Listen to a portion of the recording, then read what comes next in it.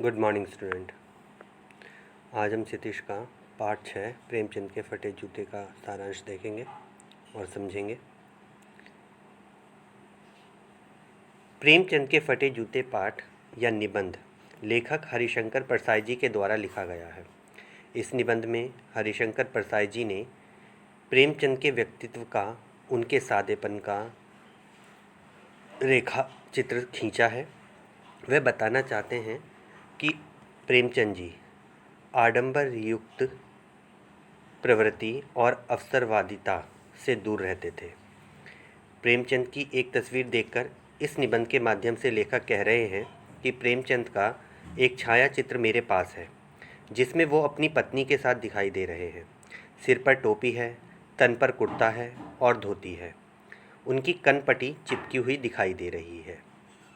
गाल धंस गए हैं, जिस कारण उनकी गाल की हड्डियां उभर आई हैं, पर घनी मूँछों के कारण चेहरा भरा भरा दिखाई दे रहा है। तो उसने सबसे पहले प्रेमचंद जी के विषय में बताया कि जहाँ लेखक बैठा है वहीं सामने प्रेमचंद जी की एक तस्वीर लगी है। उस तस्वीर में प्रेमचंद जी ने धोती कुर्ता पहना हुआ है, सिर पर टोपी लगाई हुई है, और जो कनपटी होती है, कहीं मतलब आपके माथे के इधर के किनारे वाले दोनों हिस्से, आँखों के पास के थोड़ा सा, ये जो है अंदर को धंस गए हैं, और उनके जो गाल हैं वो भी अंदर को धंसे हुए हैं, और जिस कारण जो गाल के हमारे यहाँ हड्डियाँ होती हैं दोनों तरफ, ये हड्डियाँ उभरी उभरी आ गई हैं, पर घनी मूँछों के कारण उनके पिचके हुए गाल थोड़ा नहीं दिखाई दे रहे हैं, तो चेहरा भरा भरा दिखाई दे रहा है। और फोटो में वह किसके साथ खड़े हैं? अपनी पत्नी के साथ खड़े हैं। आगे लेखक आश्चर्य से कहता है कि फ़ोटो खिंचाने का यदि यह पहनावा है तो ना जाने पहनने की कैसी होगी। अर्थात उस तस्वीर को देख करके लेखक सोचता है कि यदि प्रेमचंद जी की फ़ोटो खिंचवाने की ऐसी तस्वीर है तो वास्तव में यानी सामान्य जीवन में वो कैसे कपड़े पहनते होंगे, क्योंकि उस वेशभूषा में वह बिल्कुल भी अच्छे नहीं लग रहे थे। यानी कहने का तात्पर्य उनकी वेशभूषा अच्छी नहीं लग रही थी। जो उन्होंने कैनवास के जूते पहने हुए थे प्रेमचंद जी ने फ़ोटो में, उस कैनवास के जूतों में से एक बाएं पैर का जो जूता था वो फटा हुआ था, जिसके ऊपर से उनकी उंगली दिख रही थी, और उनके फीते भी बेतरतीब ढंग से बंधे हुए थे, यानी अस्त व्यस्त ढंग से बंधे हुए थे।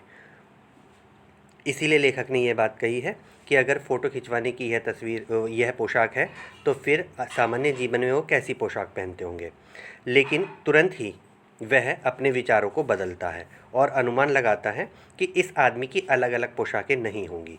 इसमें तो अलग अलग कपड़े बदलने का कोई गुण ही नहीं है, यह जैसा है वैसा ही फ़ोटो में आ जाता है। कहने का तात्पर्य कि उसने दूसरे ही पल प्रेमचंद जी के विषय में अपने विचार बदले और सोचा कि नहीं, प्रेमचंद जी वास्तविकता में विश्वास रखते हैं, अर्थात वह जैसे अपने सामान्य जीवन में है वैसे ही वह फ़ोटो में भी रहना चाहते हैं। प्रेमचंद जी की फ़ोटो की ओर देखते हुए जब लेखक की दृष्टि उनके चेहरे पर पड़ी तो वह कहते हैं कि तुम्हारा जूता फट गया है और अंगुलियां बाहर की ओर स्पष्ट दिख रही हैं। क्या तुम्हें थोड़ा भी इसका एहसास नहीं है? क्या तुम्हें जरा भी संकोच नहीं? क्या तुम इतना भी नहीं समझते कि धोती को थोड़ा नीचे खींच लेने से उंगली को ढका जा सकता है? अब लेखक के फिर विचार बदले और वह प्रेमचंद जी की फ़ोटो देखकर क्या सोच रहा है कि अगर चलो तुम्हें ऐसे ही फ़ोटो खिंचवाने थे तो कम से कम अपनी धोती को थोड़ा नीचे खींच लेते, जिससे तुम्हारे जूते छुप जाते, तुम्हारी उंगली भी नहीं दिखाई देती। आगे लेखक कहता है कि लगता है फोटोग्राफर ने जब रेडी प्लीज़ कहा होगा तब तुमने परंपरा के अनुसार मुस्कुराने की कोशिश की होगी।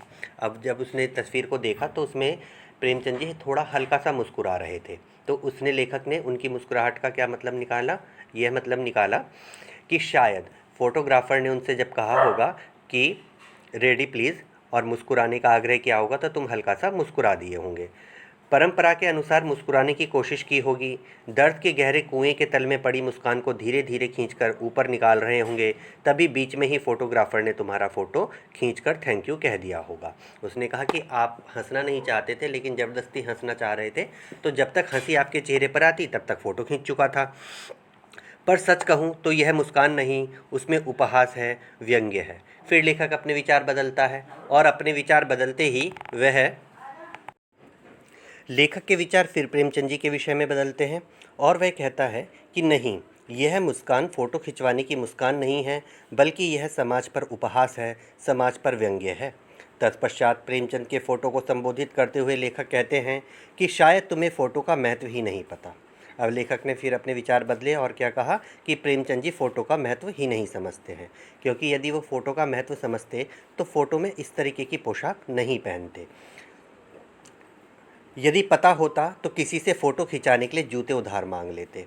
तो उसने अनुमान क्या लगाया कि अगर वह फ़ोटो को महत्व देते तो वो किसी से जूते उधार मांग सकते थे।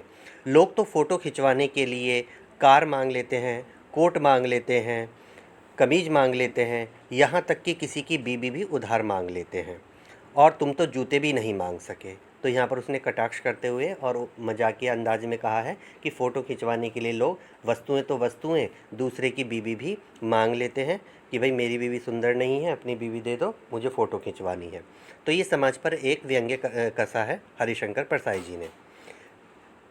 आगे लेखक कहता है, तुम तो महान कथाकार, उपन्यास सम्राट, युग प्रवर्तक और ना जाने क्या क्या कहलाते थे, लेकिन फ़ोटो में भी तुम्हारा जूता फटा हुआ दिखाई दे रहा है। तत्पश्चात लेखक स्वयं के बारे में भी बात करने लगता है। अब लेखक प्रेमचंद जी के बारे में बात करते करते अपने विषय में बताना प्रारंभ कर रहा है। वो अपना भी आकलन करता है।